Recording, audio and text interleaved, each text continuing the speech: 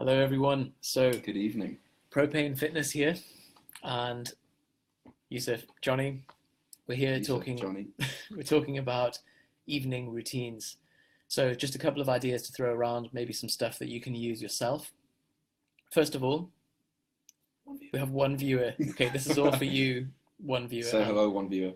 and anyone who's watching the recording as well. So, if you use an iPhone, you can use the new feature on there that gives you a bedtime alarm.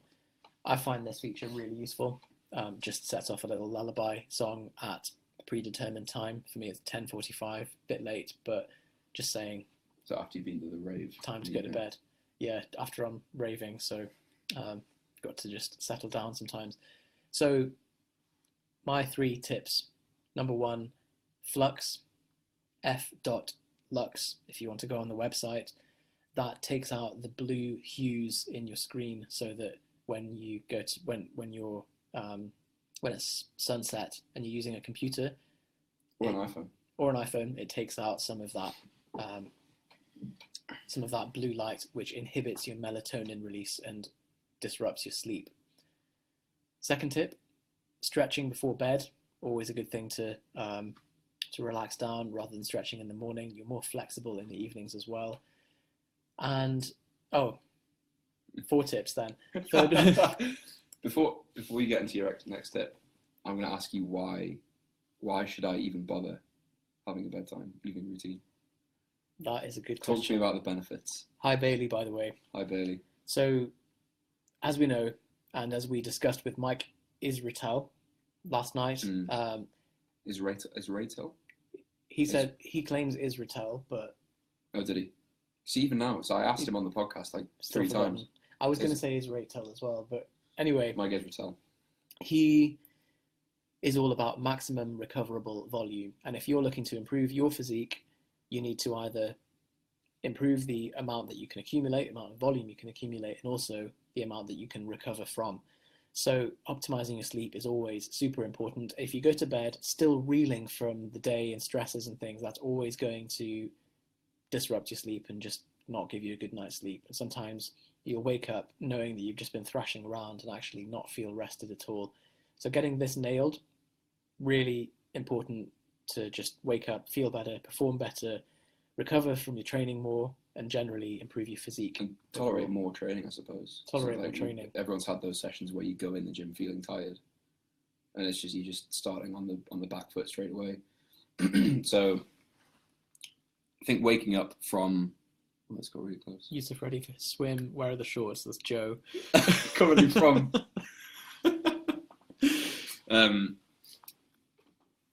What was I saying? Yeah, waking up after a bad night's sleep is in itself stressful. Like you wake up, you know I had a terrible night's sleep. You know I have to train or function as normal today. I know that I'm not going to be able to do that. Okay,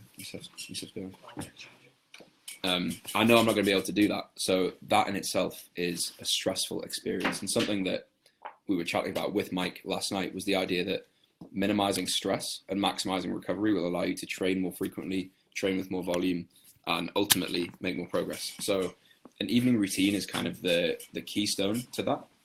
The more that you can ritualize your habits and your strategies to get the most out of your training, the more consistent you are with it, then the more you will be able to recover from consistently.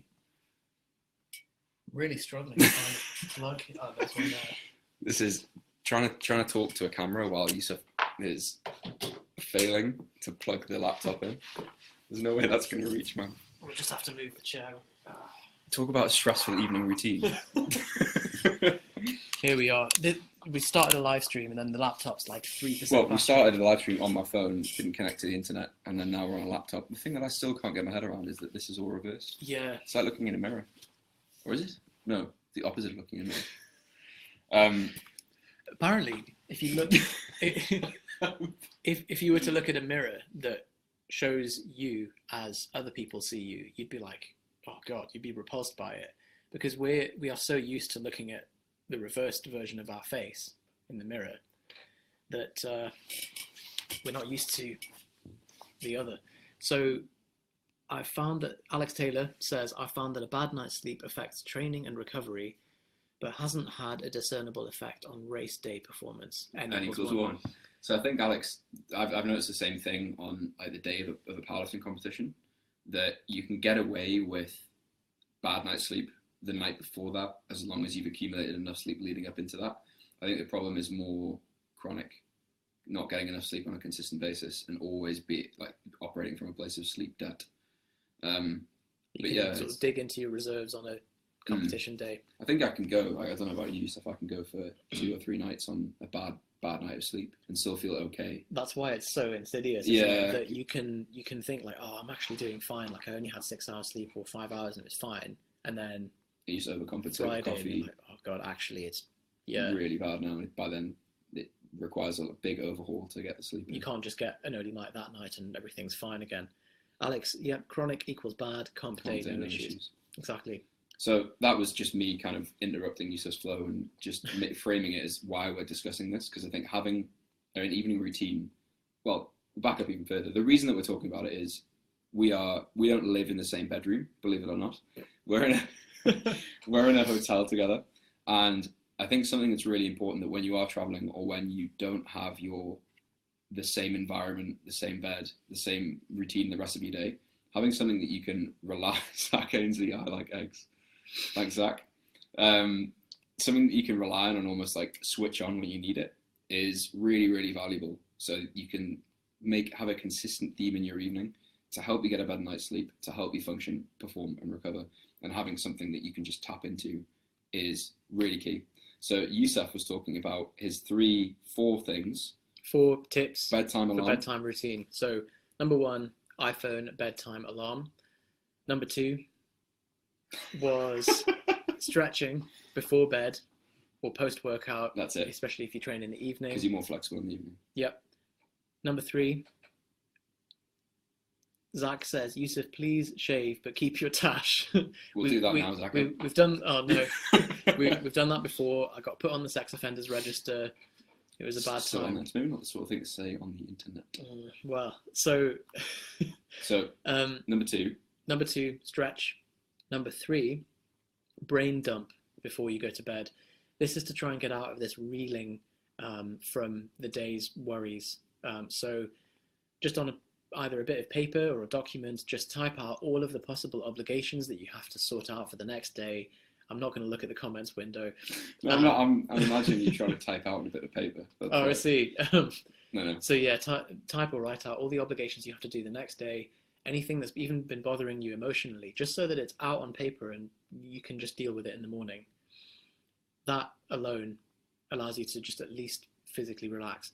Finally, I've just read Kit Laughlin's Overcome Back Pain book, which is a huge resource. It's got a full flow chart looking at your different movements and functional and anatomical discrepancies, and takes you through a series of stretches that you should do. But what he also says is that the stretches alone are part of the equation, but a lot of back pain also comes from the reactive tension and spasm that you get in the anticipation of pain that perpetuates all of this. So he recommends this guided relaxation, like a progressive muscle relaxation audio to listen to before you go to bed, that's focused around letting your back release and not tensing it up. And he's got a series of other ones as well, because he thinks that generally cultivating the ability to relax is always a good thing. And there's more about this on our podcast interview with him, to check that out on iTunes as well if you're interested. So I've been listening to that before bed. There's another great iPhone app called MP3 Audiobook Player. These guided relaxation tapes, there's a bunch of them. If you haven't got back pain, I'm sure you can find some on YouTube or whatever and download the MP3. And you can set a sleep timer on that. So you can say, if the audio is 25 minutes long, you can say set a sleep timer, 25 minutes, put it on next to your bed, listen to the audio, and then you know that when you go to sleep, it won't just keep looping or anything. You don't find that keeps you awake? It's not too stimulating. Sometimes I will fall asleep like midway through if you're too tired. But so you listen to it for a bit and then fall asleep at the end? What are you laughing at? Just Zach's comment. The fact that The fact you don't have a tash emotionally bothers me. Zach's obviously not got much to do this evening. I suppose we can talk. My evening routine. I have, so thanks to Yusuf, there's an article coming out on this shortly. I'm on 52 days in a row of trying meditation with this app called Calm. And I've been trying to do that in the morning and in the evening. And I find it brackets and bookends my day quite nicely. So that switches me away from I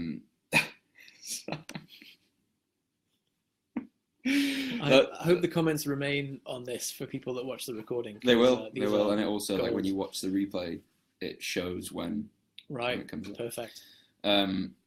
It helps you switch from what you were doing to doing something else, or doing something disconnecting from the day. So that's the first thing that's helped me relax.